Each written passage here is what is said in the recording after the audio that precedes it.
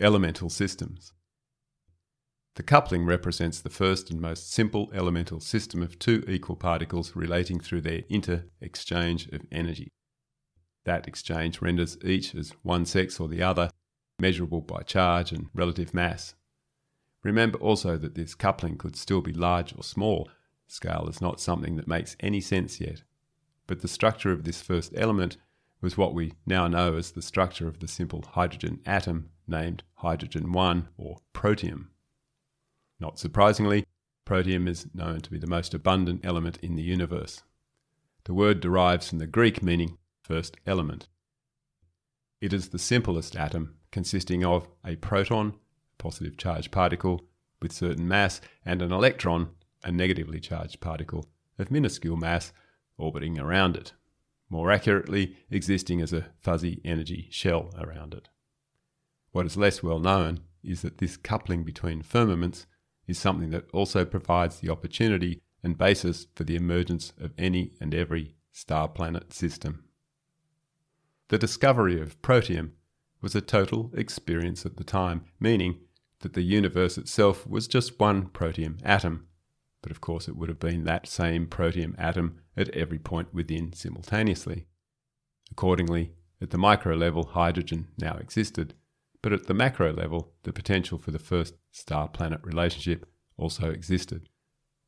Development from this point onward was and still is an emergence of an unlimited number of things that arise from this potential difference between the micro and the macro using the basic structural ingredients and knowledge gained from experience.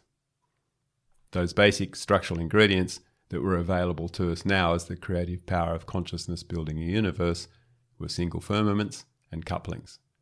Or to express it in terms of a scientific model, there were neutrons, protons, and electrons, the basis of all atomic structure.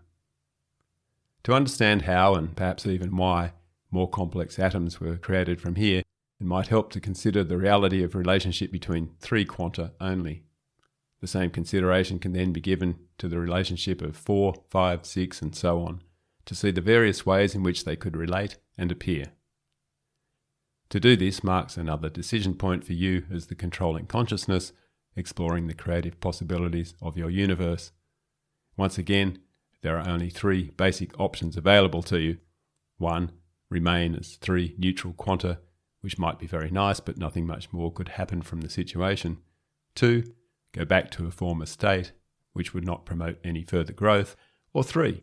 Go through new development, which in this case would be for one firmament to remain neutral, a neutron, and the other two to relate as a coupling, a proton-electron.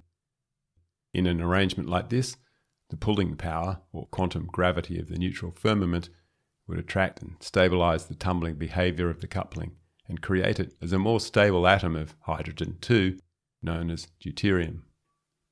I mean stable in the sense of it having a more defined center or nucleus of positively charged mass, atomic mass, modelled as one neutron and one proton with a negatively charged electron shell or orbiting electron around it. In such an arrangement, the neutron is a single firmament or quanta that holds a coupling to manifest as the structure of deuterium. Although neutrons are seen and referred to in particle physics as distinct units, they are not that. A neutron is an independent field of consciousness capable of growth. As it grows, it gets bigger, of course, and that increase in size can and will attract more couplings that work and express together to appear as more complex atoms. This explains why we find that in any stable atom, the number of protons will always equal the number of electrons, because they are simply couplings linked together. They cannot be anything other than equal. And then the nucleus will always be seen to have an atomic mass, which is part protons, equal to the number of electrons, and the remainder are neutrons, or neutron mass. This remaining neutron mass is a measure of the size and power of the growing consciousness that supports the particular atom. The case now arises for claiming a fifth fundamental force of nature, and we could call it growth. The reason for it is that there is a natural drive for everything to grow because at an atomic scale, quanta are always trying to expand. Remember, that quanta are only atomic because they are compressed by the gravity of the whole expression. Each quantum, as we learned earlier, is representative of the whole and varies as a function of its place within the whole. Quanta occurring near the centre will be dense and constricted due to the gravitational pull, but their natural tendency is to expand, to be the whole they potentially are. This creates a situation whereby all quanta contained within a greater host expression are endeavouring to expand of their own accord, and the place where this expansion overrides the gravitational effect of the host is represented by the event horizon. The event horizon, as we learned earlier, is a term associated with the phenomenon of a black hole, but it is also, and perhaps more importantly, a more or less stable zone where energy can interact with itself to bring forth new creation and event. It appears as a distinct edge to an underlying spherical body of mass that has a black hole as its focus. By this definition, the surface of our Earth is an event horizon, and so is the appearance of any observable celestial body of spheroid proportions. At an atomic scale, if we substitute the word neutron with expanding consciousness, we can understand that more complex atoms came about due to the innate and unavoidable desire of limited consciousness to grow. Similarly, it is this growing or expanding consciousness that ultimately extended into more complex arrangements of matter as molecules, gathering them together to form and function as what we observe and name as the basic cell of an organism. This idea is interesting because the specific nature and vibration of the consciousness that supports each and every atom, molecule, cell, and organism is universal, not local or specific. By this I mean that the nature of the consciousness that supports hydrogen, for example, is the same no matter where or when any specific hydrogen atom appears in time and space.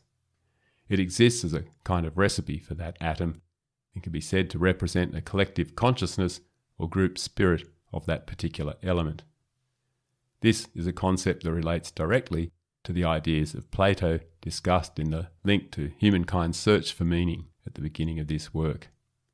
It is in alignment with his idea of the underlying essential world of forms that supports and affects the nature of existence in the material world, and it is also one that relates to Aristotle's idea of celestial bodies having a soul.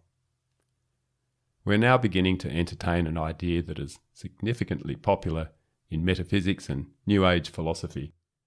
It is an idea that was also held by Einstein, and the primary idea behind string and M theory as well, that of our universe being a vibrational reality. And the origin model, as you can see, is in full agreement with this.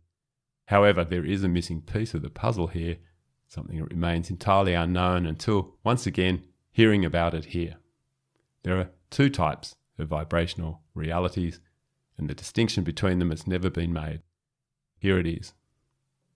The first, or primary reality, is the one where there is a full range of vibrations from the shortest, immeasurable wavelength of the highest frequency, representing reality as the smallest, densest quanta particles, all the way through to the longest, immeasurable wavelength, representing reality, the entire universe, as the one whole. The second vibrational reality is one that has been created from and is dependent upon the first. It is a reality that is entirely man-made, meaning it is a vibrational world that has formed as a function of self-awareness. This is extremely interesting and important information and will be discussed in great detail later when we turn our attention to the emergence of the human being. In the first reality, there is enormous opportunity and potential for consciousness to grow from the smallest to the largest. As it does, its vibration progressively slows and its power to influence increases. At every stage of this growth, consciousness vibrates at very specific rates or levels. Accordingly, each and every vibration relates to particular appearances of energy as reality, and this vibrational reality is something that reaches beyond the space and time that the appearance is made, as we discussed previously with the example of hydrogen. This relationship of vibrational consciousness with its appearance as something in the physical world anywhere, anytime, is the explanation for the phenomenon of quantum entanglement, a concept that perplexed Albert Einstein a great deal and moved him to say that it was spooky action at a distance.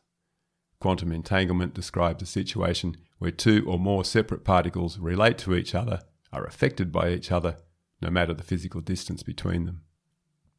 Further, the reality of vibrational consciousness also explains the principle behind the hypothetical wormhole, a theoretical passage through space-time predicted by general relativity that could create shortcuts for long journeys across the universe. Where vibrations of the same frequency or pattern occur, there is an immediate connection and therefore no time or distance between them. In other words, from the perspective of consciousness, there is always an immediate presence in any reality that exists as the same vibrational pattern, no matter where and when it occurs in space-time. Consequently, time and space are overcome by vibrational match. From this perspective, the universe becomes an endless series of worlds connected by vibration, a dimension of energy tubes that twist, warp, and interconnect to form the manifest world. This is the very fabric of creation, not unlike a tapestry that appears to us as something meaningful on one side, but on the other is a seeming mishmash of innumerable, convoluted and interconnected threads. A neutron is consciousness expressing as a firmament, and it is capable of growth. Although not yet something that inhabits a more complex creation such as an animal, this consciousness is something that could now more believably be referred to as a being.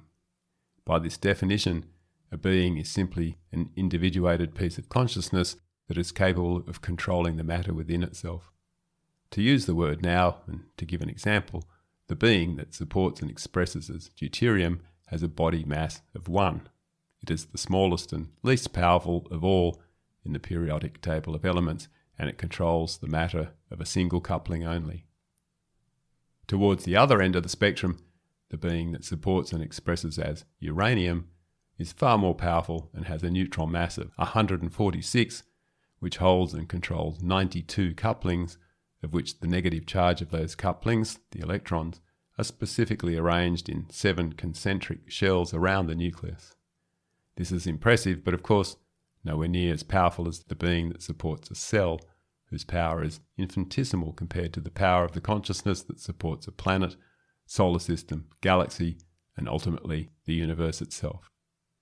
This hierarchical power and control by size and influence of consciousness is a cornerstone in the origin model.